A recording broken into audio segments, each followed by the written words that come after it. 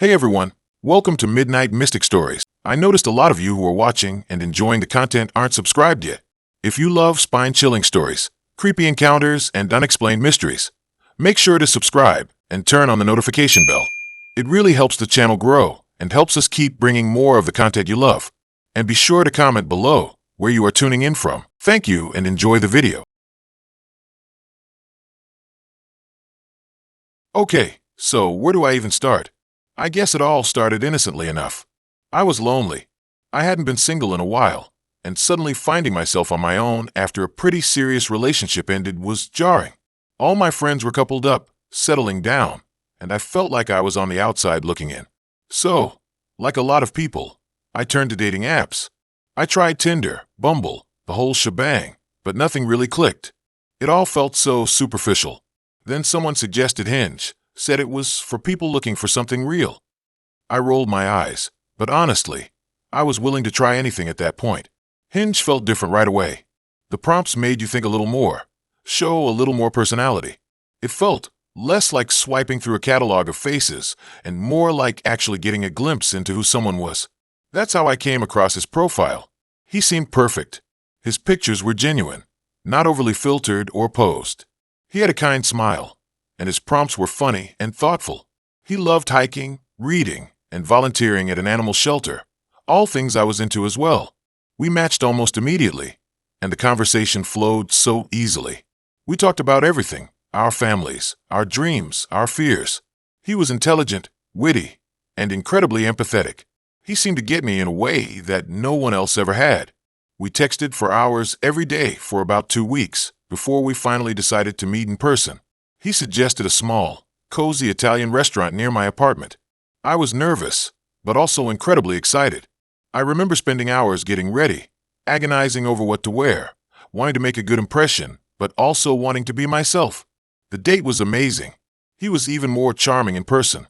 We laughed, we talked, we shared stories. The conversation was effortless, and there wasn't a single awkward moment. I felt like I had known him forever. After dinner, we walked around the neighborhood, holding hands, and ended up back at my place. We kissed goodnight, and it was perfect. I was completely smitten. We started seeing each other constantly. We went hiking, we cooked together, we watched movies, we went to concerts. He met my friends, and they loved him. He met my family, and they adored him. Everything felt right. I was genuinely happy for the first time in a long time. About a month into the relationship, things started to get weird. Subtle things at first. He started asking a lot of questions about my past relationships, specifically about why they ended. He seemed almost obsessed with the idea of me being hurt or betrayed. He would ask the same questions over and over again, trying to get me to reveal something new, something he hadn't heard before. Then he started showing up at my apartment unannounced. He would say he was just in the neighborhood, or that he wanted to surprise me. At first, I thought it was sweet, but it started to feel intrusive, like he was checking up on me. He also started becoming increasingly jealous. If I mentioned a male coworker, he would grill me about him, wanting to know every detail about our interactions. He would accuse me of flirting, even when I was just being friendly. I tried to brush it off, told myself he was just insecure, that he cared about me a lot and didn't want to lose me. But the feeling of unease kept growing. One night, I went out with my friends for a girls' night. I told him where I was going and who I was with. He seemed fine with it at the time. But when I got home, he was waiting for me outside my apartment building. He was furious. He accused me of lying to him, of going somewhere else, of seeing someone else. He was yelling, his face red with anger. I tried to calm him down, but he wouldn't listen. "I saw you," he said, his voice shaking. "I saw you talking to that guy at the bar. You were flirting with him." I was stunned. I hadn't talked to any guys at the bar, other than the bartender, when I ordered a drink. I told him he was mistaken, that he must have seen someone else. But he wouldn't believe me. "Don't lie to me," he said, grabbing my arm. "I know what I saw." I pulled away from him, terrified. I told him to leave, that I needed some space. He refused. He kept yelling, accusing me of cheating, of betraying him. Finally, I managed to get inside my apartment and lock the door. He stood outside for hours, banging on the door, begging me to let him in. I didn't sleep that night. The next morning, I broke up with him. I told him I couldn't be with someone who didn't trust me. who was so controlling and jealous. He was devastated.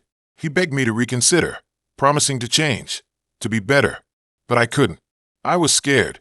I blocked him on my phone, on social media, on everything. I thought it was over. I was wrong. A few days later, I started getting strange phone calls. My phone would ring, but when I answered, there would be silence on the other end. I figured it was just a telemarketer or a wrong number, but it kept happening, multiple times a day. Then I started noticing things missing from my apartment. Small things, like a book or a picture frame. At first, I thought I was just misplacing them, but then I realized they were definitely gone. I started to feel like I was being watched. I would catch glimpses of someone in the shadows, or see a car parked outside my apartment for hours. I tried to convince myself it was just my imagination, that I was being paranoid, but I couldn't shake the feeling that I was being followed. One night, I came home from work and found my apartment door unlocked. I froze, my heart pounding in my chest. I slowly pushed the door open and stepped inside. The apartment was a mess. Furniture was overturned, drawers were pulled out, and clothes were scattered everywhere. It looked like someone had ransacked the place. I ran through the apartment, checking to see if anything was missing. Then I saw it. On my bedroom mirror, scrawled in red lipstick, was a single word: mine. I screamed. I ran out of the apartment and called the police. The police investigated, but they couldn't find any evidence of a break-in. There were no signs of forced entry, and nothing of value was missing. They said it was probably just a prank, that I should change my locks and install a security system. I did, but it didn't help. The phone calls continued, the feeling of being watched intensified, and the strange occurrences kept escalating. I started to feel like I was losing my mind. I knew it was him. I knew he was stalking me, terrorizing me, but I couldn't prove it. I was living in constant fear, afraid to leave my apartment, afraid to be alone. I felt like I was trapped in a nightmare, and there was no way out. Then, one night, I woke up to a noise in my apartment. I sat up in bed, listening intently. I heard a creaking sound, like someone was walking around inside my apartment. I grabbed the baseball bat I kept under my bed and slowly got up. I crept through the apartment, my heart pounding in my chest. I reached the living room and saw him. He was standing in the middle of the room, bathed in moonlight. He was holding a knife. "I told you," he said, his voice soft and menacing. "You're mine." I screamed and swung the baseball bat at him. He dodged the blow and lunged at me with the knife. I don't remember much of what happened next. It was all a blur of fear and adrenaline. I fought back, swinging the bat wildly, trying to defend myself. Eventually, I managed to knock the knife out of his hand. He stumbled backward, and I seized the opportunity to run. I ran out of the apartment, screaming for help. I ran down the street, not stopping until I reached a police station. The police arrived at my apartment and arrested him. He was charged with stalking, trespassing, and attempted assault. He's in jail now, awaiting trial. But I'm still terrified. I know he'll get out someday, and I know he'll come after me again. I've moved to a different city, changed my name, and cut off all contact with my old life. I'm trying to start over, to rebuild my life. But I'm forever scarred. I'll never trust anyone again. I'll never use a dating app again. Hinge, it wasn't for finding something real. It was for finding my worst nightmare. It was hell. I can barely bring myself to even think about it. I don't think I'll ever truly recover. My therapist tells me I need to process it. That it being the Hinge situation. Honestly, I'd rather forget it ever happened. Pretend I just got ghosted after a few decent dates and move on. But apparently, that's not healthy. So here I am, reliving the Hinge horror. It started like any other online dating story. Swiping, matching, the awkward initial conversation about favorite pizza toppings or dream travel destinations. I'd been on Hinge for a couple of months, mostly striking out. Either the guys were total duds in person, or the conversations fizzled out faster than a cheap firework. Then there was Liam. His profile was intriguing. Not overly polished like some guys, but genuine. He had pictures of him hiking, volunteering at an animal shelter, and one of him playing guitar at what looked like an open mic night. His prompts were thoughtful, not just the usual, looking for someone to explore the city with kind of thing. He wrote about his passion for rescuing old furniture and turning it into something new, about the importance of kindness, and about his quirky love for obscure documentaries. I swiped right without hesitation. We matched almost instantly, and the conversation flowed effortlessly. He wasn't just asking surface-level questions. He was genuinely curious about me. We talked about our families, our goals, our fears. It felt real. Refreshingly so. After a week of chatting, we decided to meet up for coffee. The coffee date was perfect. He was even more charming in person, with this easy smile and a way of making you feel like you were the only person in the room. We talked for hours, laughing and sharing stories. I remember thinking, okay, maybe this is it. Maybe I finally found someone. We ended the date with a hug and a promise to see each other again soon. And we did. We went on a second date, then a third. Each date was better than the last. We explored new restaurants, went to museums, even spent an afternoon volunteering at the same animal shelter from his profile. I was falling hard. He seemed perfect, empathetic, intelligent, funny, and genuinely interested in me. He even met my friends, and they loved him. They kept saying how happy I seemed, how good he was for me. But then, things started to shift. Subtle at first, almost imperceptible. He started canceling dates last minute, saying he had a family emergency or was feeling under the weather. His texts became less frequent, less enthusiastic. He still called me sometimes, but the conversations felt strained. I try not to read into it too much. Everyone has busy periods, right? Maybe he was just stressed. Then one night, we were at my apartment, watching a movie. I cuddled up next to him on the couch, and he stiffened. He pulled away slightly and said he wasn't feeling well. I asked him what was wrong, and he just shrugged. I don't know, he said, his voice flat. I'm not really feeling it tonight. I was crushed. I tried to play it cool, but inside, I was panicking. Was this the beginning of the end? Was he going to break up with me? I excused myself to the bathroom, and when I came back, he was gone. No note, no explanation. Just gone. I tried calling him, texting him, but he didn't answer. The next few days were a blur of confusion and anxiety. I couldn't understand what had happened. 1 minute, everything was perfect, and the next, he was gone. Had I done something wrong? Had I misread the signals? I replayed every conversation, every date in my head, searching for clues, for some explanation. After a week of radio silence, I finally got a text from him. Hey, it said, "Can we talk?" I felt a surge of hope. Maybe he was going to explain everything, apologize, and we could work things out. We agreed to meet at a park near my apartment. When I saw him, he looked different. Tired, almost gaunt. He avoided eye contact and fidgeted with his hands. We sat down on a bench, and the silence hung heavy between us. Finally, I broke the silence. "Liam, what's going on?" I asked, my voice trembling. "Why did you disappear?" He took a deep breath and looked at me, his eyes filled with a strange mixture of guilt and fear. "I need to tell you something," he said. "Something about me." He paused, as if gathering his courage. "My name isn't Liam," he finally said. I stared at him, dumbfounded. "What?" I managed to stammer. "What are you talking about?" He sighed. "Liam was my brother," he said. "He died a few years ago." I felt like the world was spinning. None of this made sense. "Then who are you?" I asked, my voice barely a whisper. "My name is Daniel," he said. I was using his Hinge profile. The pieces started to fall into place, and a wave of nausea washed over me. All those pictures, the stories, the prompts, it was all a lie. "Why?" I asked, my voice shaking with anger and confusion. "Why would you do that?" He looked down at his hands. "After Liam died, I was lost," he said. "I missed him so much. I missed everything about him. I saw his Hinge profile still active, and I just started using it. I wanted to feel close to him again. I know it was wrong, but I couldn't stop myself."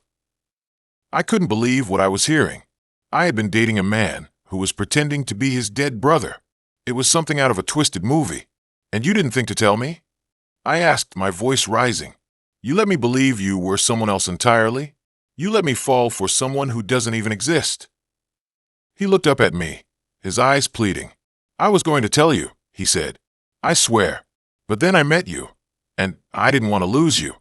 I was afraid you wouldn't want anything to do with me if you knew the truth." I stood up, my hands shaking. "You're right," I said. "I don't want anything to do with you." I turned and walked away, leaving him sitting alone on the bench. I felt betrayed, disgusted, and utterly heartbroken. I had invested so much in this relationship, only to find out it was all based on a lie. The worst part was, I had actually liked him. Not Liam, but Daniel, the real person behind the fake profile. But how could I ever trust him after this? The next few months were difficult. I struggled to trust people, to open myself up to new relationships.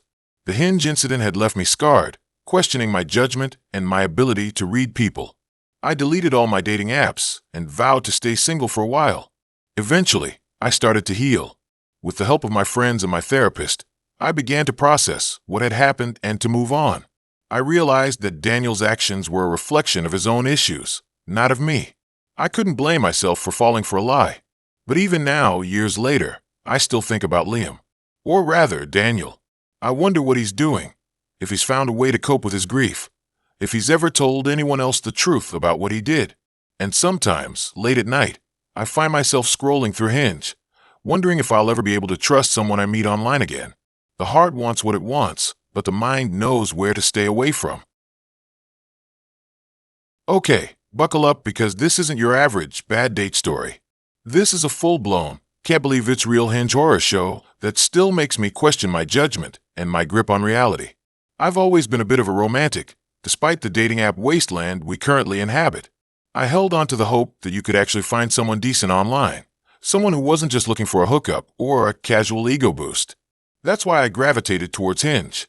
It felt, at least on the surface, a little less superficial than Tinder. The prompts, the emphasis on shared interests. It seemed like there was a chance to connect with someone on a deeper level. Enter Julian. His profile was intriguing. Not conventionally handsome, but he had this intense gaze in his photos, like he was really seeing you, you know? His prompts were thoughtful, almost poetic. He talked about his love for old movies, his passion for hiking, and his desire to find someone to share quiet moments of profound connection with. Gag me, right? But I was a sucker for that kind of stuff back then. It felt refreshing compared to the usual fluent and sarcasm bios. We matched, and the conversation flowed effortlessly. He wasn't pushy, wasn't overly complimentary, just genuinely interested in getting to know me. We talked about books, music, our families, our hopes for the future. It felt real. After a week of chatting, we decided to meet for coffee. He suggested this little independent bookstore cafe downtown, the kind of place I usually love. The date started off great. Julian was even more engaging in person than he was online. He was articulate, funny, and genuinely seemed interested in what I had to say. We talked for hours, lost in conversation, completely oblivious to the other people around us. I was actually starting to think, wow, maybe I finally found someone. Then, he started talking about his work. He was vague about it at first, just saying he was involved in research. I pressed him for details, and he finally relented, saying he was studying dreams, specifically lucid dreaming and the potential for shared dream experiences. Okay, red flag number 1 maybe, but I was still intrigued. I've always been fascinated by dreams, so I played along, asking him about his research. He went on this elaborate explanation about how he was developing a new technology that could allow people to connect with each other in their dreams, to share experiences, and even influence each other's subconscious. It sounded completely insane, bordering on science fiction. But he was so passionate about it, so convinced of its potential, that I couldn't help but be drawn in. He even claimed he had already had some limited success with his technology, that he had connected with other people in their dreams.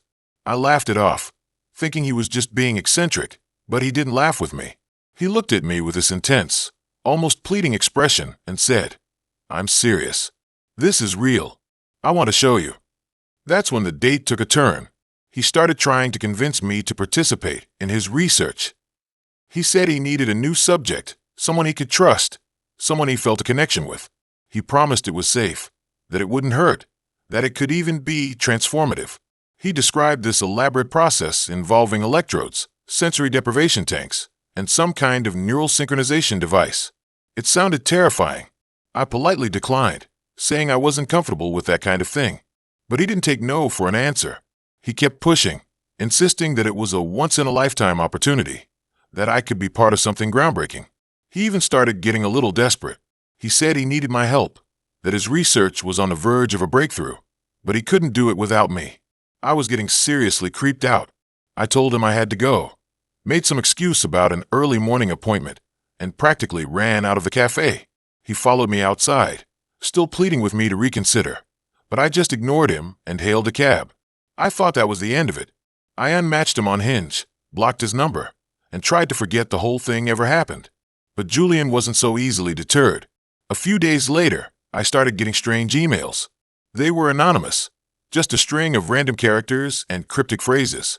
But they had this unsettling familiarity, like they were somehow connected to Julian. One email read, "The subconscious is a powerful thing. Don't be afraid to explore." Another one said, "We can connect on a deeper level. Just open your mind." I deleted them, chalked it up to spam, and tried to move on. But then things started getting weirder. I started having these incredibly vivid, almost hyperrealistic dreams. They were unlike anything I had ever experienced before.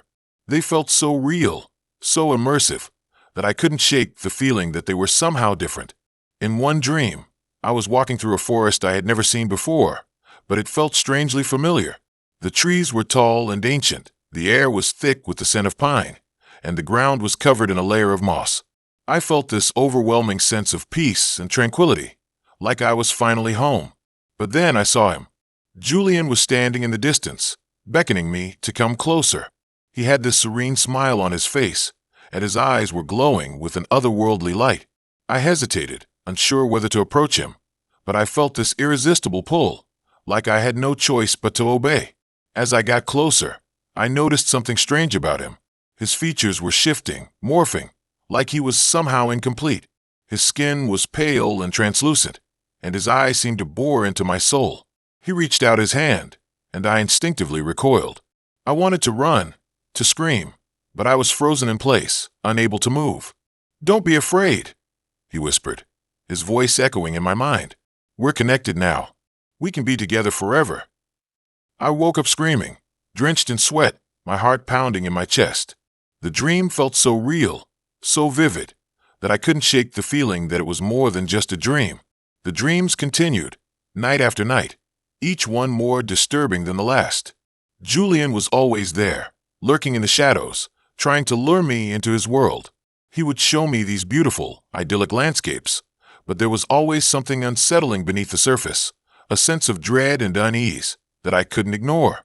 I started losing sleep, terrified of what I might experience in my dreams. I became withdrawn, anxious, and paranoid. I couldn't shake the feeling that Julian was somehow inside my head, watching me, controlling me. I tried talking to my friends about it, but they just dismissed it as stress and anxiety. They told me to relax, to take a vacation, to see a therapist. But they didn't understand. They didn't know what I was going through. I knew I had to do something. I couldn't let Julian take over my life, my mind. I started researching lucid dreaming, trying to understand what was happening to me. I learned about the power of suggestion, the potential for shared dream experiences, and the dangers of manipulation. I realized that Julian was trying to manipulate me, to control me through my dreams. He was trying to create a connection, a bond that would allow him to enter my subconscious and take over my mind. I decided to fight back. I started practicing lucid dreaming techniques, trying to gain control over my dreams. I learned how to recognize when I was dreaming, how to change the environment, and how to confront my fears. It was difficult, terrifying, but I was determined to break free from Julian's control. One night, I had a dream where I was standing in a dark, empty room. Julian was there, standing in the corner, his eyes glowing with an evil light. "You can't escape me," he said, his voice dripping with malice. "We're connected now. You belong to me." "No," I said, my voice trembling but firm. "I don't belong to you. I'm in control now." I focused all my energy, all my will, on changing the dream. I imagined myself standing in a bright, sunny meadow, surrounded by flowers and butterflies. I imagined Julian shrinking, fading away, losing his power. It worked. The room began to dissolve, the darkness receded, and I found myself standing in the meadow I had imagined. Julian was gone. I woke up feeling exhausted but triumphant. I had finally broken free from his control. The dreams didn't stop completely, but they were different now. Julian was no longer there, lurking in the shadows. The dreams were my own, filled with my own thoughts, my own fears, my own desires. I never heard from Julian again. I don't know what happened to him, where he went, or what he's doing now. but I know that he's out there, somewhere, trying to manipulate other people, to control their minds through their dreams. And that's why I'm telling this story. Be careful who you meet online. Be wary of people who seem too good to be true. Trust your instincts, and don't be afraid to walk away from a situation that feels wrong. Because sometimes, the person on the other side of the screen isn't who they appear to be. Sometimes, they're a monster lurking in the shadows, waiting to invade your mind and take over your life. And sometimes, a dating app is really just a new kind of horror story. What started as a normal day, a Tuesday filled with the usual monotony of spreadsheets and lukewarm coffee, spiraled into something I still struggle to comprehend.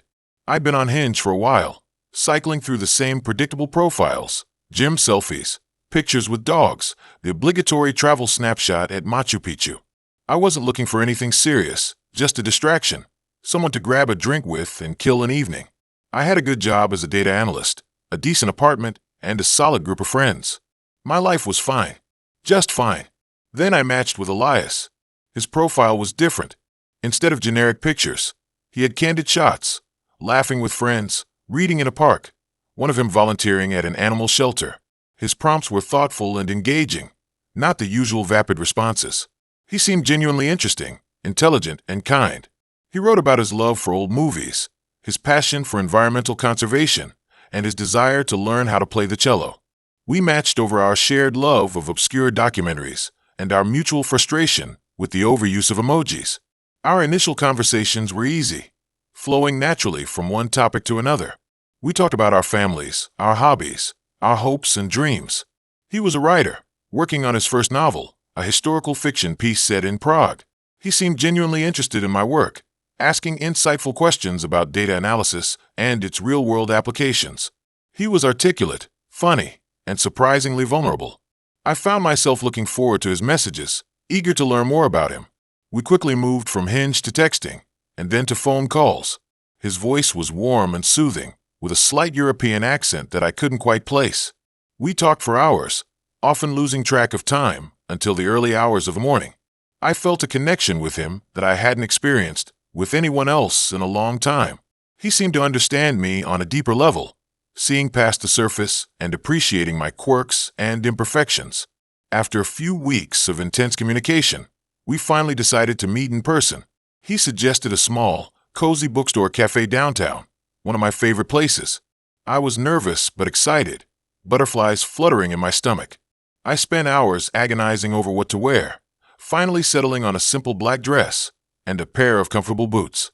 When I arrived at the cafe, Elias was already there, sitting at a table near the window. He looked even more handsome in person than in his pictures. He had kind eyes, a warm smile, and a gentle demeanor that immediately put me at ease. We greeted each other with a hug, and I felt a shiver run down my spine. The date went perfectly. We talked for hours, about everything and nothing. We shared stories, laughed, and debated the merits of various authors. He was even more charming and intelligent in person than he had been online. I felt like I had known him my whole life.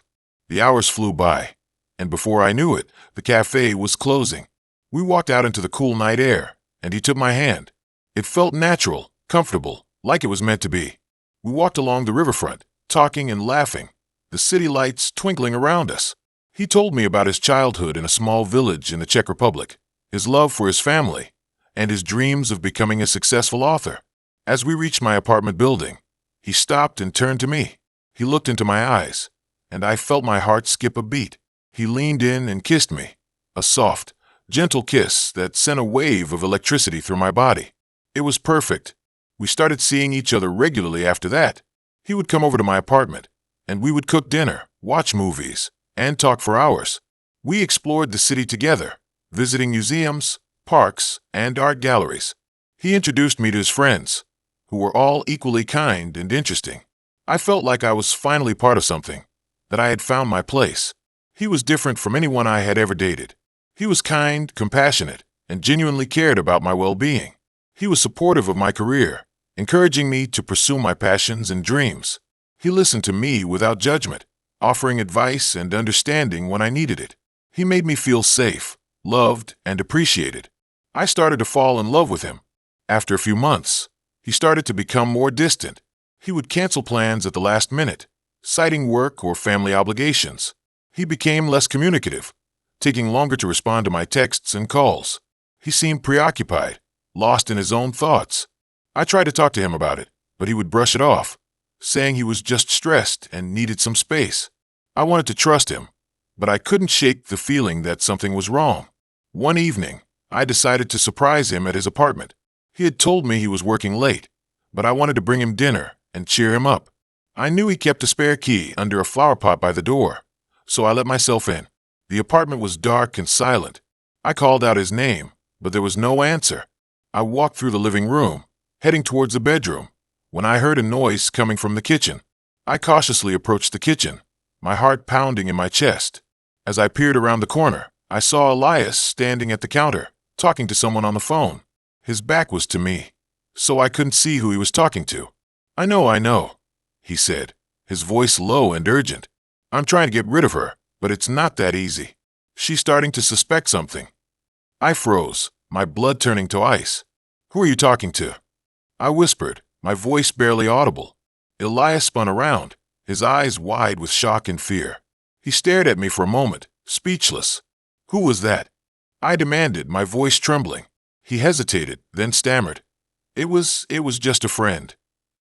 Don't lie to me. I shouted, my voice rising. I heard what you said. Who are you talking about?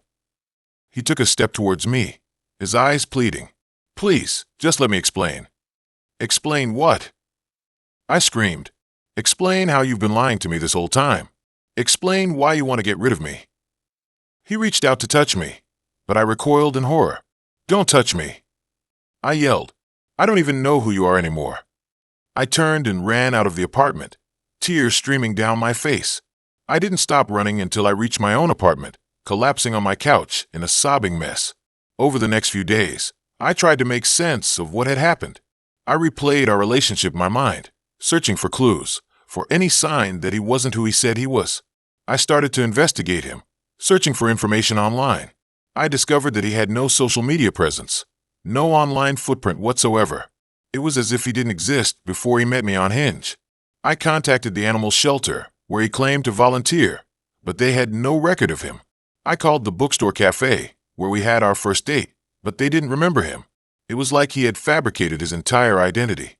I went to the police, but they couldn't do anything without more evidence. They said it was possible he was just a pathological liar, but they couldn't rule out the possibility that he was dangerous. I felt like I was living in a nightmare. I didn't know who to trust, who to turn to. I was terrified of what Elias might do, of what he was capable of. One night, I woke up to a strange noise coming from outside my apartment. I cautiously peered out the window and saw Elias standing on the street below, staring up at my window. He was holding a phone to his ear, talking to someone. I quickly ducked back into the shadows, my heart pounding in my chest. I didn't know what he was planning, but I knew I had to get out of there. I packed a bag with a few essentials, grabbed my keys, and quietly slipped out of my apartment. I ran down the stairs and out into the street, hoping he hadn't seen me. As I ran, I glanced back and saw him running after me. I sprinted as fast as I could, my breath coming in ragged gasps. I didn't know where I was going, but I knew I had to get away from him. I ran for what seemed like hours, until I finally reached a police station. I burst through the doors, gasping for air, and told them everything. The police took me seriously this time. They dispatched officers to my apartment and to Elias's apartment, but he was gone. He had vanished without a trace. They launched a full-scale investigation, searching for him across the country. They checked his bank accounts, his phone records, his passport, but there was nothing. It was as if he had disappeared into thin air. I never saw Elias again. I don't know who he was or what he wanted, but I'm grateful to be alive.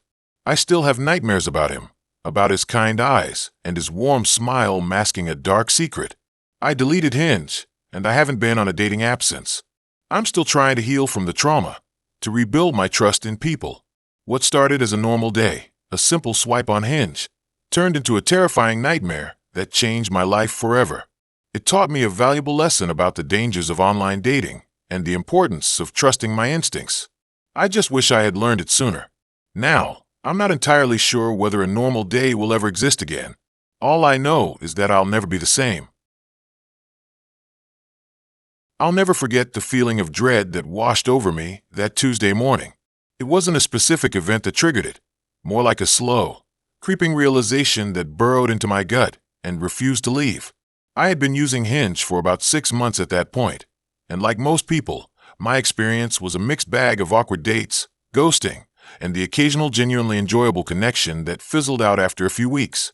But this was different. This was a gut-level unease that had nothing to do with a bad date or a disappointing text. It started subtly, almost imperceptibly. I had matched with a guy named Ben about a week prior. His profile was charming. Photos of him hiking, volunteering at an animal shelter, and laughing with friends. His prompts were witty and thoughtful, and our initial conversations flowed easily. We bonded over our shared love of indie films and obscure coffee shops, and I found myself genuinely excited to meet him. We made plans to grab coffee that weekend at a small cafe in my neighborhood. The first sign that something was amiss came on Wednesday evening. I was scrolling through Instagram when I saw a photo of Ben posted by a mutual friend. It was a group shot from a party the previous weekend, and Ben was standing in the background, looking slightly out of focus. Nothing inherently strange about that, except that I distinctly remembered him telling me he was out of town visiting family that weekend. I brushed it off as a misunderstanding. Maybe he had his weekends mixed up. Maybe I was misremembering the conversation. But then, the next day, I received a message from Ben on Hinge. "Hey, so sorry for the radio silence. Things got crazy busy with work. Still up for coffee this weekend." The message itself was innocuous, but the timing felt off. It was like he was preemptively covering his tracks. I replied with a casual, "No worries. Yeah, still sounds good. What time were you thinking?" He responded almost immediately, "Great. How about Saturday at 10 a.m. at Cafe Name?" I confirmed the time and location, but the knot in my stomach tightened. Why was he being so insistent? Why was he so quick to respond? That night, I couldn't shake the feeling that I was being watched. I lived in a relatively safe neighborhood, but I made sure to double-check the locks on my doors and windows before going to bed. I even pulled the curtains closed, something I rarely did. I tossed and turned for hours, my mind racing with anxieties and unanswered questions. The next morning, I decided to do some more digging. I started with a simple Google search of Ben's name. The results were surprisingly limited. There was a LinkedIn profile with his name and a similar photo, but the details were vague and the job history was sparse. There was also a Facebook account, but it was mostly inactive, with only a handful of posts from several years ago. It was like he had deliberately scrubbed his online presence. Then, I decided to search his phone number. That's when I stumbled upon a series of online forum posts warning about a dating app scammer using a similar name and profile picture. The posts described a man who would lure women into relationships with false promises and then disappear with their money. The descriptions matched Ben almost perfectly. My heart sank. I felt a wave of nausea wash over me. Could it be possible that I was about to become a victim of this scam? I immediately blocked Ben on Hinge and reported his profile to the app. But I knew that wasn't enough. I needed to protect myself. I spent the rest of the day researching ways to stay safe while online dating. I learned about reverse image searches, background checks, and red flags to watch out for. I also contacted a few of my friends and shared my concerns. They were supportive and offered to help me in any way they could. Saturday morning arrived, and I was a nervous wreck. Despite blocking Ben on Hinge, I couldn't shake the feeling that he was still out there, watching me. I decided to go to the cafe anyway, but I brought a friend with me as backup. We arrived a few minutes before 10 a.m. and sat at a table near the window, where we could keep an eye on the entrance. As the minutes ticked by, I became increasingly anxious. I kept scanning the faces of the people walking by, looking for any sign of Ben, but he never showed up. By 10:30 a.m., I was convinced that he wasn't coming. I felt a sense of relief wash over me, but it was quickly replaced by a chilling realization. He knew I would be there. He knew I was expecting him, and yet he didn't show. Why? The answer came later that day, in the form of a text message from an unknown number. "You're smarter than I thought, but you can't hide forever." The message sent shivers down my spine. He was toying with me. He was letting me know that he was still out there, that he was still watching. I immediately contacted the police and showed them the text message. They took my report seriously and launched an investigation. They were able to trace the number back to a burner phone, but they couldn't identify the owner. They advised me to be extra cautious and to report any suspicious activity. For the next few weeks, I lived in a constant state of fear. I changed my routine, avoided going out alone, and installed a security system in my apartment. I felt like I was constantly looking over my shoulder, waiting for Ben to reappear.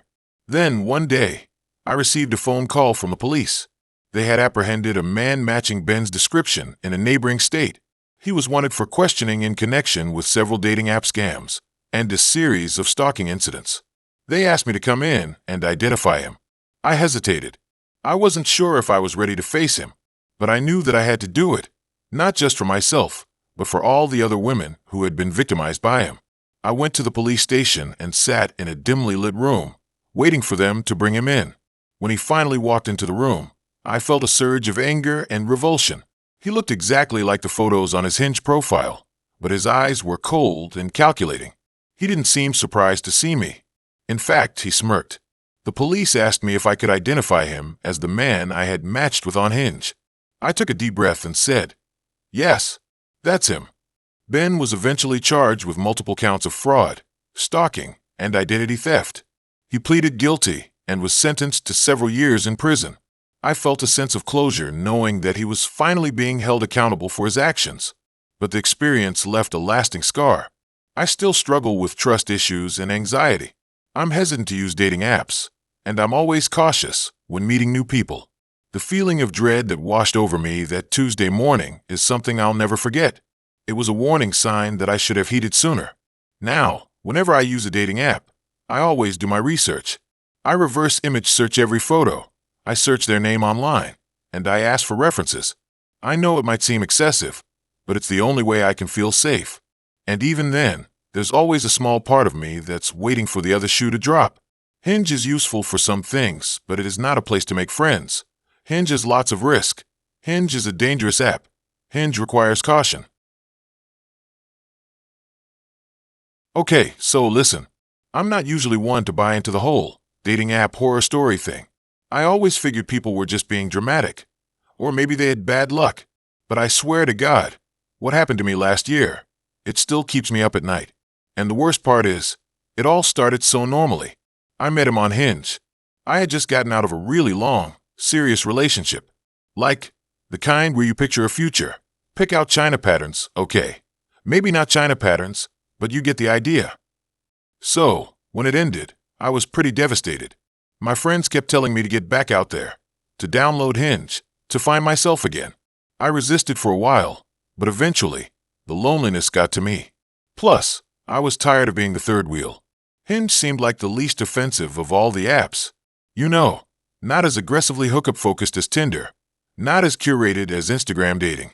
It felt a little more real, maybe? So, I made a profile, put up some decent pictures, mostly of me hiking, looking vaguely outdoorsy and approachable, and started swiping. And then I saw Liam. He was objectively attractive. Not like movie star gorgeous, but the kind of guy you notice across a crowded room. Dark hair, kind eyes, a genuine-looking smile. His profile was witty, thoughtful, and he seemed genuinely interested in getting to know people. One of his prompts was, "What's a skill you're surprisingly good at?" And his answer was, "I can always tell when someone is lying." I remember thinking it was a little cocky, but also intriguing. We matched, obviously, and started chatting. He was charming, funny, and asked all the right questions. Not the usual, "What do you do?" stuff, but deeper, more personal things. He asked about my dreams, my fears, my biggest regrets. It was intense, but in a way that felt exciting. Like he was actually seeing me, not just the curated version I presented to the world. After a week or so of texting, we decided to meet up. He suggested a small, cozy wine bar near my apartment. I felt a little nervous, but mostly excited. He seemed too good to be true, but I was willing to take the risk. The date was perfect. We talked for hours, about everything and nothing. We laughed, we shared stories, and I felt a connection with him that I hadn't felt with anyone in years. He was even more attractive in person, and his eyes. God, his eyes were mesmerizing. It felt like he was looking right through me, seeing everything I was and everything I could be. He walked me home that night, and we kissed at my doorstep. It was the kind of kiss that made my knees weak and my head spin. I practically floated up the stairs to my apartment, convinced that I had finally found someone special. We went on a few more dates over the next few weeks, and each one was better than the last. We explored new restaurants, went to museums, even took a weekend trip to a cabin in the mountains. I was falling hard, and I didn't care. He seemed just as smitten with me. He was affectionate, attentive, and always made me feel like I was the most important person in the world. But then, things started to get weird. It started subtly. He would ask me questions about my past, things I had already told him, but he would phrase them in a way that made me feel like he was testing me, like he was trying to catch me in a lie.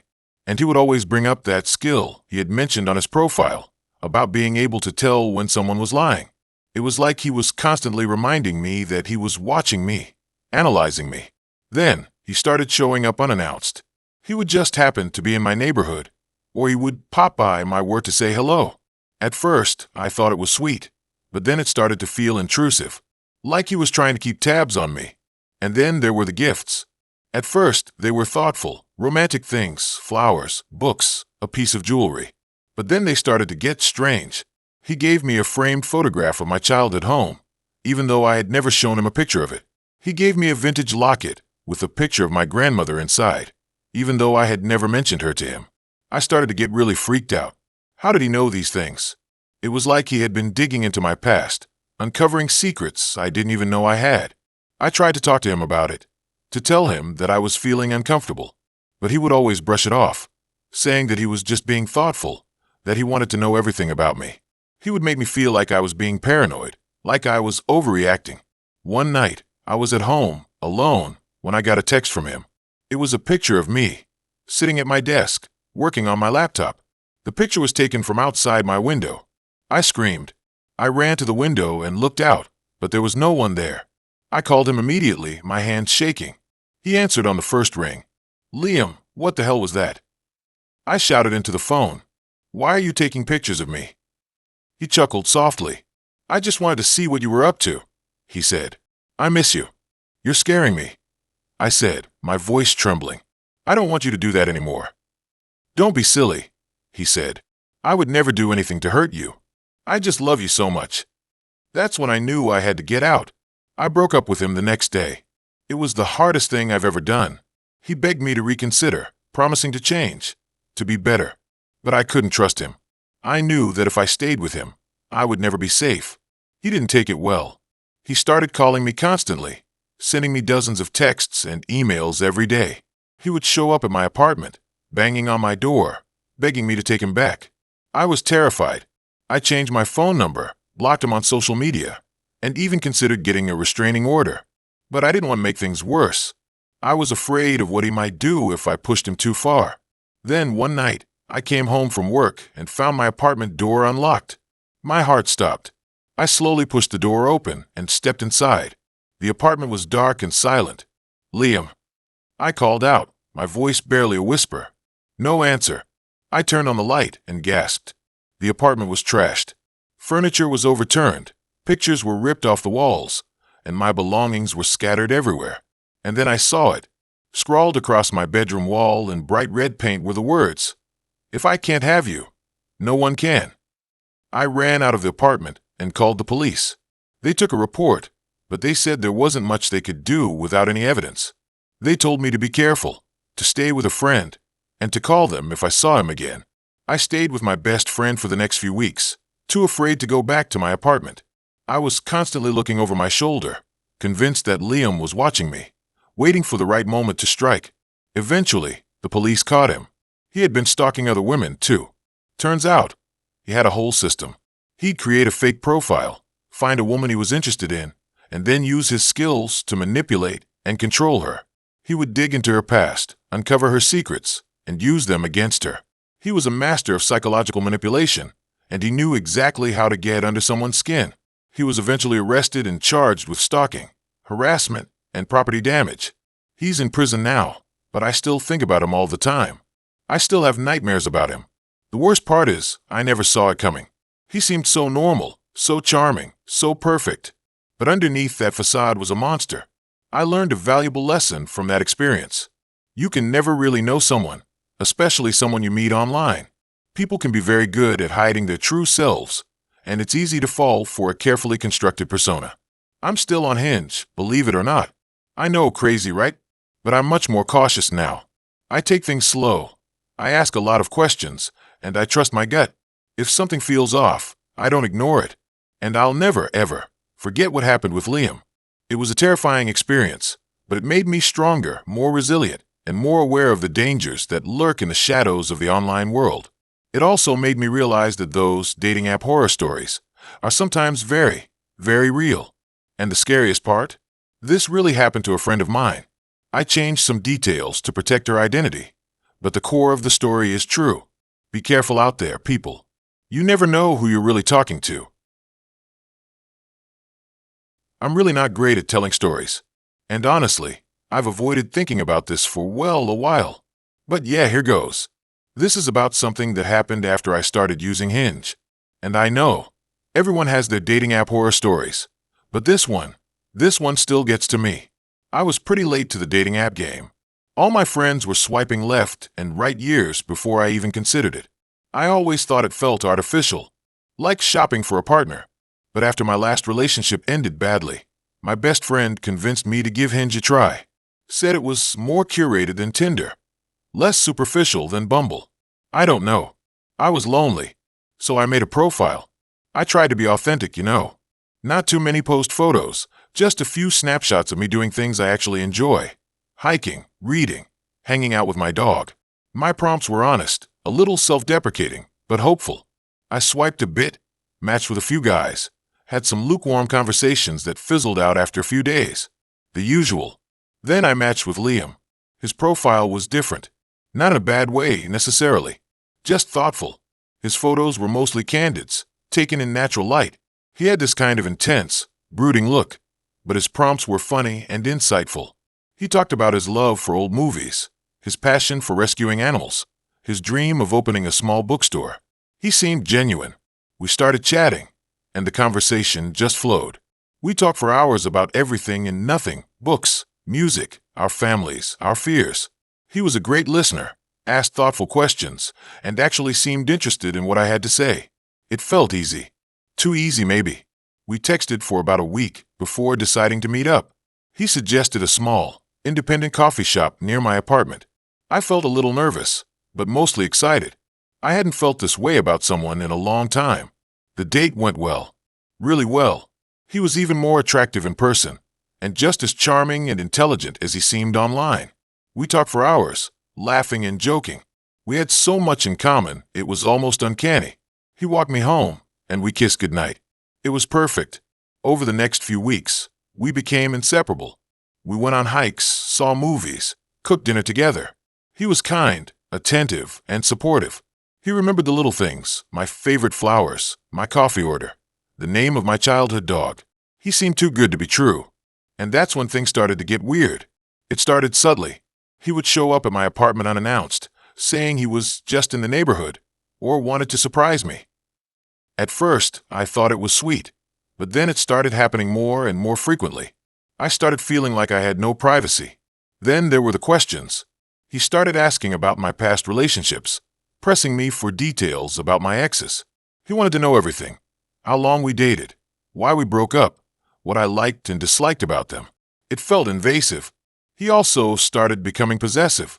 He didn't like it when I spent time with my friends, especially my male friends. He would get jealous and accusatory, even if I just mentioned them in passing.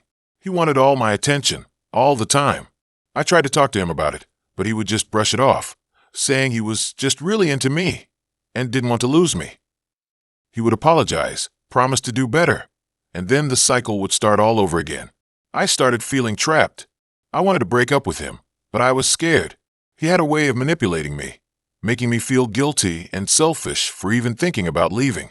He knew all my insecurities, all my vulnerabilities, and he used them against me. One night, I was at a bar with my friends when Liam showed up. He hadn't been invited. He stood there, staring at me with this intense, unsettling look in his eyes. I tried to ignore him, but he kept getting closer, until he was standing right next to me. He grabbed my arm hard. "We need to talk," he said, his voice low and menacing. I tried to pull away, but he wouldn't let go. My friends started to notice, and one of them stepped in, telling Liam to leave me alone. Liam's face turned red with anger. He started yelling, accusing me of cheating on him, of lying to him. The whole bar was staring. I was mortified. Finally, my friend managed to pull Liam away from me, and he stormed out of the bar. I was shaking, terrified. I knew I had to end things with him for good. The next day, I went to his apartment to break up with him in person. I knew it was risky, but I wanted to do it face to face. I wanted to be clear and firm. When I arrived, the door was unlocked. I walked inside, calling out his name. There was no answer. The apartment was a mess. Clothes were strewn everywhere. Dishes were piled in the sink, and the air smelled stale. I walked further into the apartment, and that's when I saw it. On the wall, scrawled in what looked like blood, were dozens of photos of me. Photos taken without my knowledge. Photos from my social media. Photos from my dating profile. Photos of me sleeping. Photos of me walking down the street. Photos of me inside my own apartment. I gasped, my heart pounding in my chest. I felt a wave of nausea wash over me. I realized that Liam had been stalking me. He had been watching me. He had been inside my apartment. I turned to run, but it was too late. Liam was standing in the doorway, blocking my exit. He was holding a knife. I screamed, but no one could hear me. I won't go into detail about what happened next. It was horrific. I managed to escape, barely, and called the police. Liam was arrested and charged with stalking, assault, and several other crimes. He's in prison now, but I still have nightmares. I still jump at every sound. I still feel like I'm being watched. I haven't used a dating app since. I don't think I ever will again. The thought of putting myself out there, of trusting someone I met online, is terrifying. I know this probably sounds crazy. I know it's just a dating app story gone wrong, but it changed me. It shattered my sense of safety and security. It made me realize how easily someone can infiltrate your life, how vulnerable we all are. I don't know what the moral of the story is. Maybe it's just a warning, a reminder to be careful, to trust your instincts, to never ignore the red flags. And maybe it's a reminder that sometimes the person you meet online isn't who they seem to be. Sometimes they're a monster hiding behind a profile picture. And sometimes you don't realize it until it's too late. I'm still trying to heal. I'm still trying to move on. But I don't think I'll ever truly be the same. I will never forget. I will always be scared. My friend set me up. And every time I look at her, I am reminded. I'll never forget the feeling of dread when I saw him pop up on my Hinge feed. It wasn't an immediate recognition, more like a slow, creeping sense of unease that tightened in my chest. My thumb hovered over the X, but something stopped me. I scrolled through his profile, my stomach sinking with each picture, each carefully curated prompt response. It was him. It was definitely him. Mark, my ex. But not just any ex Mark. The guy who gaslighted me for 2 years, who chipped away at my self-worth until I barely recognized myself, who left me a hollow shell of a person. I hadn't seen or heard from him since the day I finally mustered the strength to pack my bags and walk out. That was almost 3 years ago. 3 years of therapy, rebuilding my life, learning to trust again, and now, here he was, smiling smugly from my phone screen, looking like he hadn't aged a day, like he hadn't spent the last few years systematically destroying someone's spirit. Hinge. Ironic, really.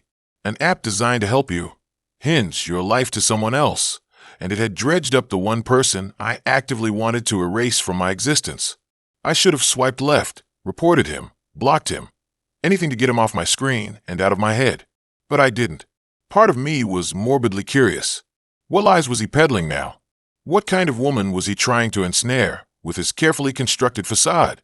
I scrolled through his prompts, each one a masterclass in manufactured charm. I'm looking for someone who laughs at my terrible jokes and isn't afraid to be silly. Translation: I want someone who validates my ego and doesn't challenge me. My simple pleasures include long walks on the beach, a good book, and deep conversations. Translation: I want to appear thoughtful and sensitive, but I'll probably just talk about myself the whole time. I'm most spontaneous when I book a last-minute flight to somewhere exotic. Translation: I have money and I want you to know it. Each answer was a calculated move, designed to attract a specific type of woman, someone who was adventurous, intelligent, and easily impressed. I knew his game. I had been his target audience once. I closed the app, feeling a wave of nausea wash over me. I didn't want to think about him. Didn't want to give him any more space in my head. But it was no use. The memories came flooding back, unbidden and unwelcome. The constant criticism disguised as constructive feedback. The subtle put-downs that eroded my confidence. The way he would isolate me from my friends and family, convincing me that he was the only one who truly understood me. The gaslighting, the denial, the manipulation. I remembered the day I finally left. I had woken up one morning and looked in the mirror, and I didn't recognize the woman staring back at me. Her eyes were hollow, her face gaunt, her spirit broken. That was the moment I knew I had to escape, before he completely destroyed me. The first few months after the breakup were the hardest. I was a mess. I cried constantly, couldn't sleep, couldn't eat.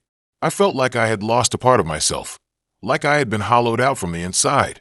But slowly, gradually, I started to heal. I went to therapy, reconnected with my friends and family, and started pursuing my passions again. I learned to love myself again, to value my own worth. I built a life that was full of joy, purpose, and genuine connection. And now, here was Mark, threatening to undo all of that progress with a single Hinge profile. I spent the next few days in a state of heightened anxiety. I couldn't stop thinking about him, wondering if he was talking about me to someone else. Every notification on my phone sent a jolt of fear through me, wondering if it was him trying to contact me. I knew I had to do something. I couldn't let him continue to haunt me, to control my life from afar. I talked to my therapist about it, and she encouraged me to confront my fears, to take back my power. "What do you want to do?" she asked. "Do you want to reach out to him? Do you want to report him? Do you want to just block him and move on?" I thought about it long and hard. Reaching out to him felt too risky, like I was opening myself up to more pain and manipulation. Reporting him seemed pointless. He hadn't actually done anything illegal. But simply blocking him felt like I was running away, like I was still letting him dictate my actions. Then it hit me. There was one thing I could do, one way to confront him without directly engaging with him. I could warn other women. I knew it was a long shot. I didn't have any proof of his behavior, just my own experiences. And who would believe a random stranger on the internet? But I couldn't stand the thought of him doing to someone else what he had done to me. So, I created a fake profile on Hinge, using a generic picture and a vague bio. I matched with Mark, and after a few superficial messages, I decided to make my move. "Hey," I wrote, "I know this is going to sound weird, but I feel like I need to warn you about something." He replied almost immediately. "Warn me about what?" I took a deep breath and typed out my message. "I know you're probably going to think I'm crazy, but I used to date Mark, and he's not who he seems. He's manipulative, gaslighting, and emotionally abusive. Please be careful." I sent the message and waited, my heart pounding in my chest. I didn't know what to expect. Would she believe me? Would she dismiss me as a jealous ex? Would she even see the message before he unmatched me? A few minutes later, she replied, "Thank you. I appreciate you telling me. I've been getting weird vibes from him. Can you tell me more?" I spent the next hour exchanging messages with her, sharing my experiences and offering her advice. She listened, she believed me, and she thanked me for saving her from a potentially harmful relationship. It wasn't closure, not exactly, but it was something. It was a way to take back my power, to use my pain to help someone else. It was a way to make sure that Mark's actions had consequences, even if he never faced them directly. I deleted the fake profile, feeling a sense of relief wash over me. I had done what I could. I had warned another woman, and hopefully, she would be able to avoid the pain that I had endured. I still think about Mark sometimes, and I still feel a pang of anger and resentment. But I no longer let him control my life. I no longer let him define me. I am a survivor. I am strong, and I will not let him take that away from me. Hinge might be for connecting people. It also might connect someone to their past. Okay, so I'm not usually one to share super personal stuff online, but this Hinge experience, it messed me up. It's been a year and a half, and I still think about it way more than I should. I met this guy, Liam, on Hinge. I know, dating apps. But I was bored, lonely after a breakup, and figured, what the hell? His profile was actually pretty normal. Decent pictures, a funny bio, seemed like a regular dude. We matched, started chatting, and hit it off pretty quickly. He was witty, intelligent, and seemed genuinely interested in getting to know me. We talked about everything: our jobs, our families, our hobbies, our favorite movies. It felt easy, natural. After a week or so of texting, we decided to meet up for coffee. He suggested this little cafe near my apartment, which was convenient. When I saw him, he was even better looking than in his pictures. Tall, dark hair, kind eyes, the whole package. The coffee date went great. We laughed a lot. The conversation flowed easily, and there wasn't any of that awkward first date silence. He seemed genuinely interested in everything I had to say, and I felt like I could be myself around him. After the coffee, we walked around the park for a while, just talking and enjoying the nice weather. By the end of the date, I was completely smitten. He asked me out again, and I said yes without hesitation. Our second date was even better. We went to a nice restaurant, had amazing food, and talked for hours. I was starting to feel like this could be something real. He was different from anyone I had dated before. He seemed genuine. He listened to me. He made me laugh, and he treated me with respect. After the restaurant, we went back to his place to watch a movie. We cuddled on the couch, kissed a little, but nothing too intense. He was respectful of my boundaries, which I really appreciated. We started seeing each other regularly after that. We went on hikes, to concerts, to museums. We cooked dinner at each other's apartments, watched movies, and just hung out. I was falling hard, and it seemed like he was too. He told me he had never felt this way about anyone before, and I believed him. He was attentive, caring, and always made me feel like I was the most important person in the world. After a couple of months, we made things official. We were boyfriend and girlfriend, and I couldn't have been happier. I introduced him to my friends and family, and they all loved him. He fit right in. Everything seemed perfect. But then, things started to change. Slowly, subtly, but definitely. It started with little things. He would get annoyed if I didn't text him back right away. He would question me about where I was going and who I was with. He would make little digs at my friends, saying they weren't good enough for me. At first, I brushed it off as him being insecure or protective. But then it started escalating. He started getting jealous of other guys. Even just friendly interactions with male co-workers would send him into a rage. He would accuse me of flirting with them, of wanting to be with someone else. He would go through my phone when I wasn't looking, checking my texts and my social media. I tried to talk to him about it, to tell him that his behavior was making me uncomfortable. But he would just deny it, saying that I was imagining things, that he was just worried about me. He would apologize profusely, promise to do better, and then do the same thing again the next day. I was walking on eggshells, constantly afraid of setting him off. I started isolating myself from my friends and family, because I didn't want to deal with his jealousy and accusations. I was becoming a shell of my former self, losing my confidence and my sense of self-worth. One night, we were at a party with some of my friends. I was talking to a male co-worker about a project we were working on, and Liam got visibly angry. He pulled me aside and started yelling at me, accusing me of flirting with him. I tried to explain that we were just talking about work, but he wouldn't listen. He kept yelling, getting louder and more aggressive. I was mortified, and my friends were starting to notice. I told him to stop, that he was embarrassing me. But he just kept going, his voice rising until everyone in the room was staring at us. Finally, I had enough. I told him that I was leaving, and that I couldn't do this anymore. I walked out of the party, tears streaming down my face.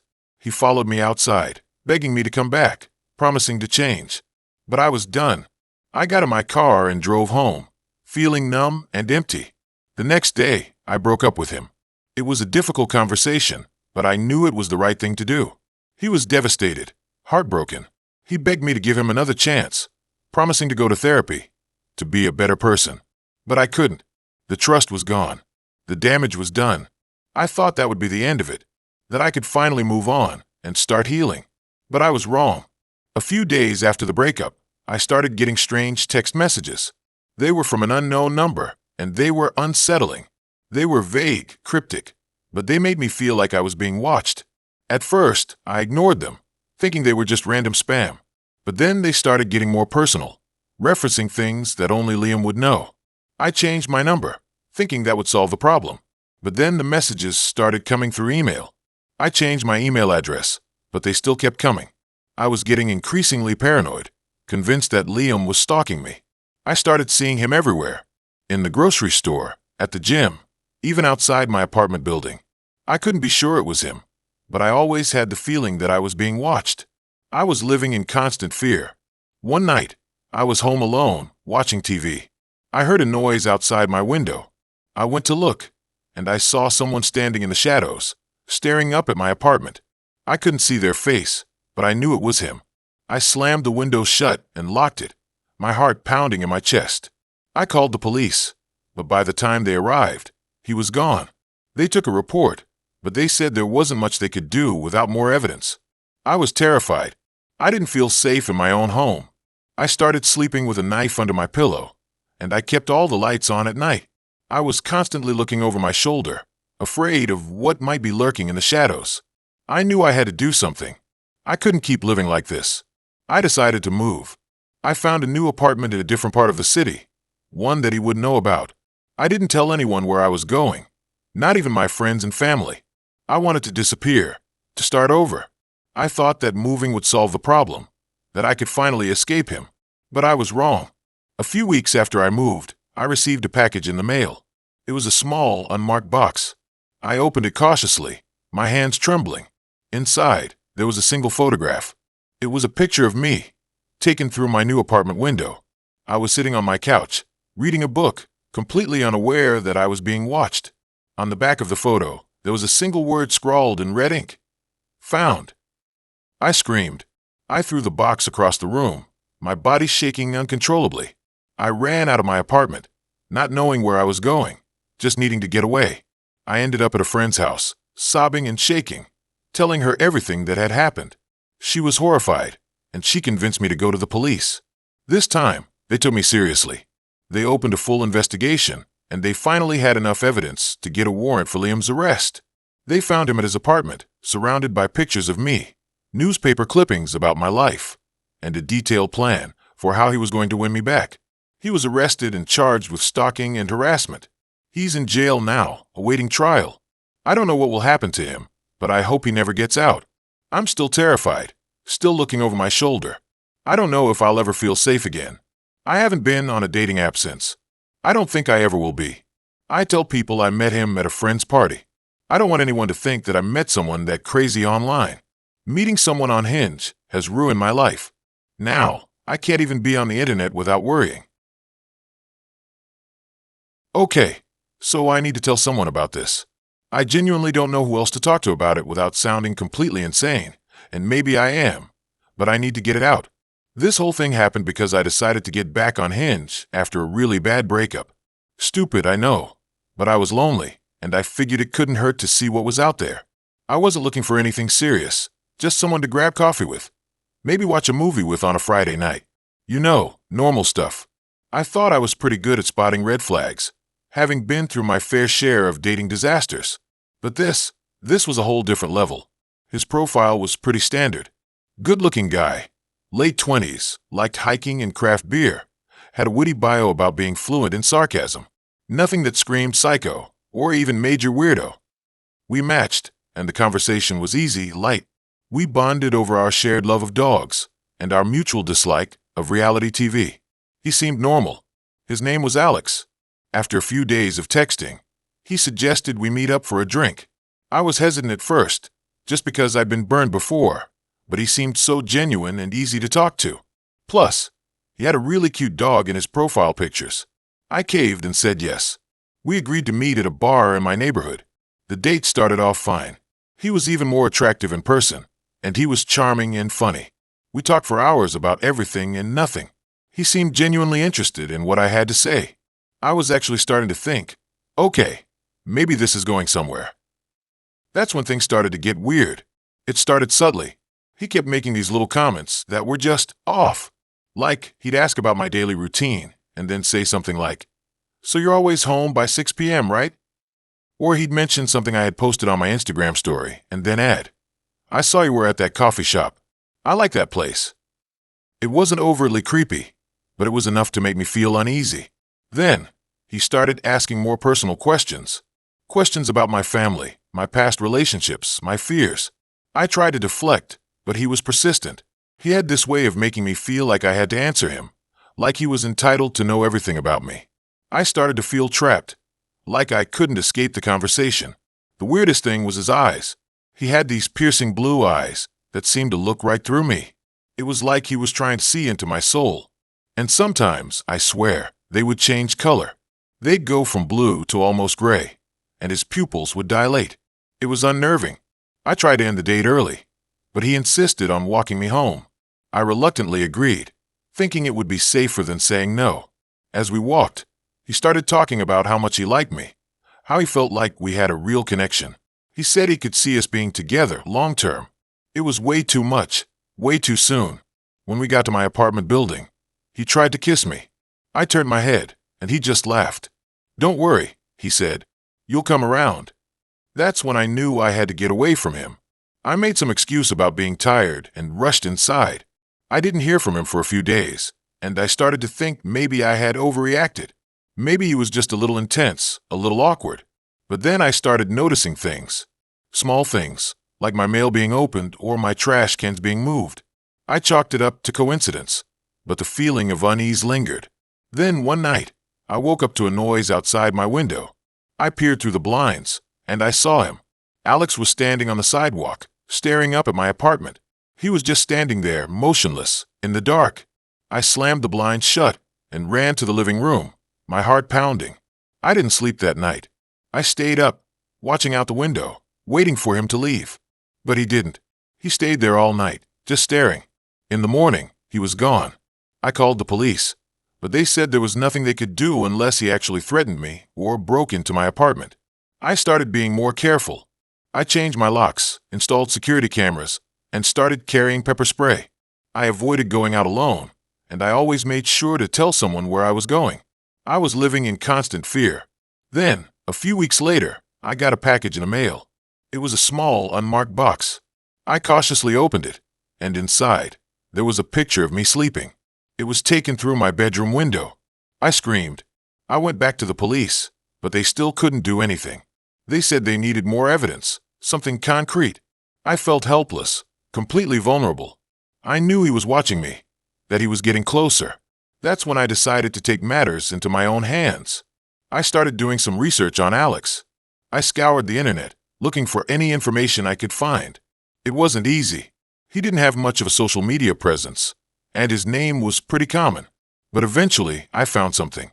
An old news article about a missing woman in a neighboring state.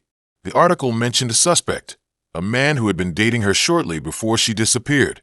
His name was Alexander, and he had the same piercing blue eyes as the Alex I had met on Hinge. I showed the article to the police, and this time, they took me seriously. They opened an investigation and started tracking Alex's movements.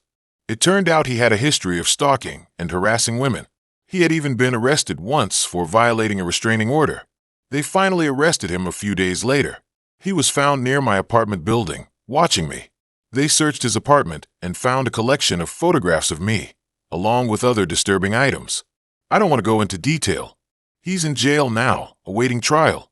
I'm still terrified, but I feel a little safer knowing he's behind bars. I'm moving to a new city, starting over. I don't think I'll ever use Hinge again, or any dating app, for that matter. This whole experience has changed me. I'm more cautious, more guarded. I don't trust people as easily as I used to. I'm constantly looking over my shoulder, waiting for him to come back.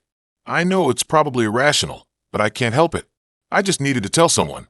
I needed to get it out of my head. I don't know if I'll ever fully recover from this, but I'm trying. I'm going to therapy, and I'm surrounding myself with supportive friends and family. I'm trying to reclaim my life, to move on. Dating apps. Don't trust them. It can happen to anyone. Alright, so listen, I never thought I'd be this person. The one with the Hinge horror story. I always roll my eyes at those dating app confessions, thinking, come on, how bad could it really be? Turns out, pretty freaking bad. I guess I should start with some backstory. I was, let's say, recently single. A long-term relationship had ended in a spectacular, soul-crushing fashion, and I was trying to navigate the whole being alone thing. My friends kept telling me to get back out there, that I needed to reclaim my independence and rediscover myself. Translation: download Hinge. So I did. I crafted a profile that I thought was witty and charming. carefully selected photos that made me look both approachable and vaguely interesting, and braced myself for the onslaught of cheesy pickup lines and unsolicited eggplant emojis. It was mostly what I expected. Lots of surface-level conversations, a few awkward first dates, and a whole lot of swiping. But then there was Liam. His profile was different. Not in a serial killer kind of way, but in a way that actually caught my attention. He had this photo of himself volunteering at an animal shelter, surrounded by puppies. Instant points. His prompts were thoughtful and funny, referencing obscure indie films and his love for hiking. He seemed genuinely nice. We matched, and our conversation flowed effortlessly. We bonded over our shared love of bad puns and our mutual disdain for brunch crowds. He seemed intelligent, kind, and genuinely interested in getting to know me. After a few days of chatting, he asked me out. We made plans to meet for coffee at a local cafe, the kind with mismatched furniture and artisanal pastries. I was actually excited. I hadn't felt this optimistic about a date in well years. The day of the date, I spent way too long agonizing over what to wear. I wanted to look cute, but not like I was trying too hard. Eventually, I settled on a simple dress and a denim jacket, hoping for the perfect balance of casual and put together. I arrived at the cafe a few minutes early, snagged a table by the window, and waited. Liam was late. Not ridiculously late, but late enough to make me start to wonder if I had been ghosted before the date even started. I texted him, "Hey, everything okay?" Traffic. No response. I started to feel a familiar wave of disappointment wash over me. Another dating app fail. Just as I was about to give up and order a coffee for myself, he finally arrived. He looked flustered. His hair was a mess, and he was slightly out of breath. "Sorry I'm late," he said, his voice a little shaky. Something came up. I tried to brush it off. "No worries," I said, forcing a smile. "Just glad you made it." We ordered our coffees and started chatting, and for a while, everything seemed normal. He was just as funny and engaging in person as he was online. We talked about our jobs, our hobbies, our families. He even complimented my dress, which earned him major points. But then, things started to get weird. He started asking me really personal questions that felt way too intense for a first date. Like, "What's your biggest fear?" And "What's the worst thing you've ever done?" I tried to deflect, answering with vague responses and turning the questions back on him. But he kept pressing. His eyes were intense, almost unsettling. He seemed desperate to know these deep, dark secrets about me. And then he started talking about his ex. Not in a casual, "Oh, we dated for a few years, and it didn't work out" kind of way. He went into excruciating detail about their relationship, their breakup, and how she had betrayed him. He described her in increasingly harsh terms, calling her manipulative, selfish, and even cruel. I started to feel really uncomfortable. This was way too much information, way too soon. I tried to steer the conversation in a different direction, but he wouldn't let it go. He was fixated on his ex, and he seemed determined to make me understand how awful she was. At one point, he even started crying, like full-on sobbing, right there in the middle of the cafe. I didn't know what to do. I awkwardly patted his arm and offered him a tissue, but he just kept crying and ranting about his ex. People were starting to stare. I wanted to disappear. Finally, after what felt like an eternity, he seemed to calm down.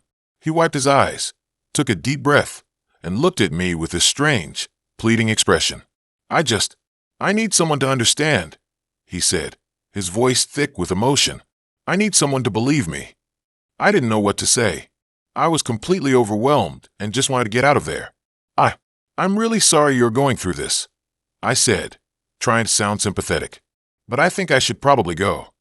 He didn't try to stop me. He just nodded slowly, his eyes still red and swollen.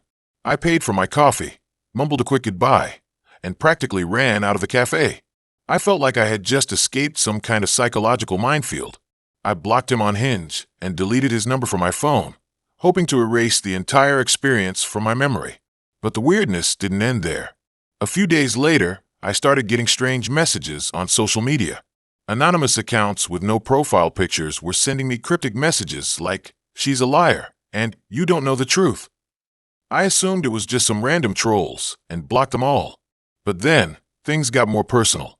Someone started leaving notes on my car. Small, handwritten notes with disturbing messages like, "He's watching you, and you can't escape." I was terrified. I had no idea who was doing this or why. I started to suspect that Liam was somehow involved. Maybe he'd found my social media accounts and was trying to harass me. Or maybe his ex was trying to scare me away, thinking that I was now dating him. I went to the police, but they couldn't do anything without more evidence. They told me to be careful and to report anything suspicious. I felt like I was living in a horror movie. I was constantly looking over my shoulder, afraid of who might be lurking in the shadows. I changed my routine, avoided going out alone at night, and even considered moving. And then one day, I got a message from a woman I didn't know. Her name was Sarah, and she claimed to be Liam's ex. She said she had seen my profile on Hinge and recognized me from a photo Liam had shown her. She wanted to warn me about him. She told me that Liam was obsessed with her, that he had stalked her for months after they broke up, and that he had even threatened her. She said that he had a history of mental illness and that he was dangerous. I was horrified. Everything suddenly clicked into place. The intense questions, the ranting about his ex, the strange messages, the notes on my car, it all made sense. Liam wasn't just a guy with a broken heart. He was a stalker. I immediately went back to the police and showed them Sarah's message. This time, they took me seriously. They opened an investigation and started tracking Liam's movements. A few days later, they arrested him. He was charged with stalking and harassment. I was relieved, but also terrified. I knew that he was out of my life, but I couldn't shake the feeling that he was still watching me. It's been a few years since then, and Liam is still in prison. I've moved on with my life, but I'll never forget that terrifying experience. It taught me a valuable lesson about the dangers of online dating and the importance of trusting my instincts. I still use dating apps occasionally, but I'm much more cautious now. I do a lot of research before meeting anyone in person, and I always tell a friend where I'm going and who I'm meeting with. And I definitely don't answer any personal questions on the first date. So, yeah, that's my Hinge horror story. It's not a fun story, but it's a true story. And it's a reminder that sometimes the person behind the profile isn't who they seem to be. Now, if you'll excuse me, I need to go check my locks. I'd always been a bit late to the dating app game. While my friends were swiping left and right on Tinder and Bumble, racking up matches and going on dates, I was stubbornly clinging to the idea that I'd meet someone organically. You know, like in a bookstore or a coffee shop. Romantic comedy style. It never happened. Eventually, the pressure from my friends and the sheer loneliness of Friday nights spent marathoning Netflix got to me. I caved, but I didn't go straight for the mainstream apps. I figured I wanted something different. More thoughtful, maybe? That's how I ended up on Hinge. The app designed to be deleted, as they so boldly proclaimed. The profiles were more detailed, prompting you to answer questions and share anecdotes. It felt less like a superficial swipe fest and more like a curated introduction. I liked that. For a while, things were fine. A few matches, some decent conversations, 1 or 2 awkward first dates that went nowhere. Nothing remarkable. Then I matched with him. Liam. His profile was intriguing. He had this intense gaze in his photos, like he was trying to see right through you. He answered the prompts with a dry wit that made me laugh. One of his answers was, "The most spontaneous thing I've ever done. Drove across the country to see a meteor shower." That got me. I love stargazing. We started chatting, and the conversation flowed effortlessly. We talked about everything. Our families, our jobs, our dreams, our fears.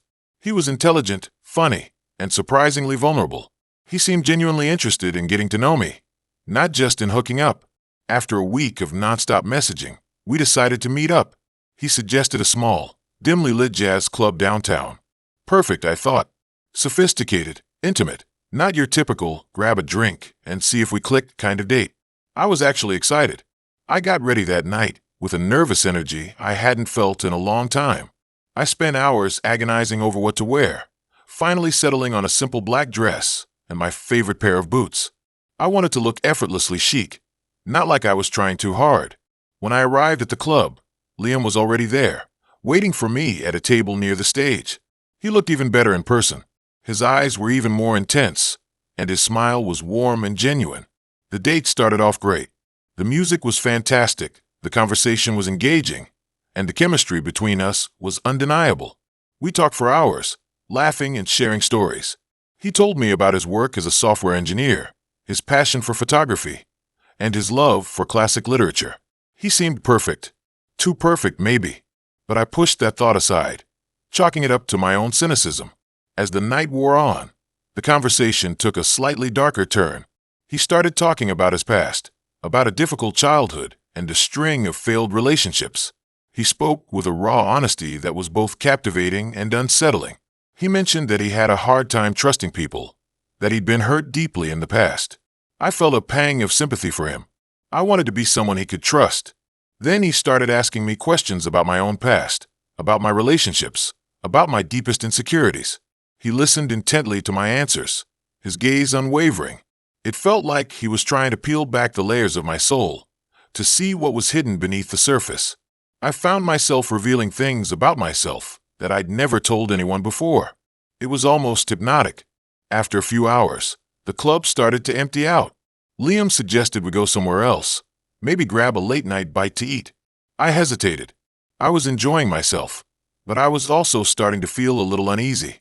There was something about his intensity that was making me uncomfortable, but I didn't want to seem rude or dismissive, so I agreed. We ended up at a small, hole-in-the-wall diner a few blocks away. The place was practically deserted, save for a couple of truckers and a lone waitress wiping down the counter. We ordered coffee and sandwiches and continued talking, but the atmosphere had shifted. The intimacy of the jazz club had been replaced by a sense of isolation and unease. Liam's questions became more personal, more probing. He asked about my fears, my anxieties, my darkest secrets. He seemed to be searching for something, but I couldn't figure out what. I started to feel like I was being interrogated, not dating. Then he asked me about my dreams. I told him about my aspirations to be a writer, about the novel I'd been working on for years. He listened intently, his eyes fixed on mine. When I finished, he smiled, a strange, unsettling smile. "Dreams are dangerous things," he said softly. "They can consume you. They can drive you mad." I laughed nervously, trying to lighten the mood. "I think you're being a little dramatic," I said. He didn't laugh. He just stared at me, his eyes filled with an unnerving intensity. "I'm serious," he said. "You need to be careful. Dreams can be twisted. They can be used against you." I didn't know what to say. I was starting to feel genuinely scared. I wanted to leave, but I didn't want to provoke him. I made an excuse about being tired and said I needed to get home. He didn't argue. He paid the bill and walked me to my car.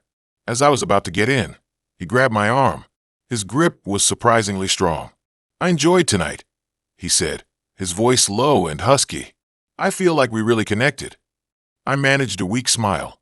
"Yeah, me too," I said, trying to sound convincing. "I'll call you," he said, releasing my arm. I nodded and quickly got into my car, locking the doors behind me. As I drove away, I glanced in the rearview mirror. Liam was still standing on the sidewalk, watching me. He didn't wave. He didn't smile. He just stood there, his eyes burning into me. I didn't hear from Liam for a few days. I was relieved. I told myself that I'd overreacted, that he was just a little intense, a little quirky. But I couldn't shake the feeling that something was wrong. I tried to put him out of my mind, to focus on my work and my writing, but his words kept echoing in my head. Dreams are dangerous things.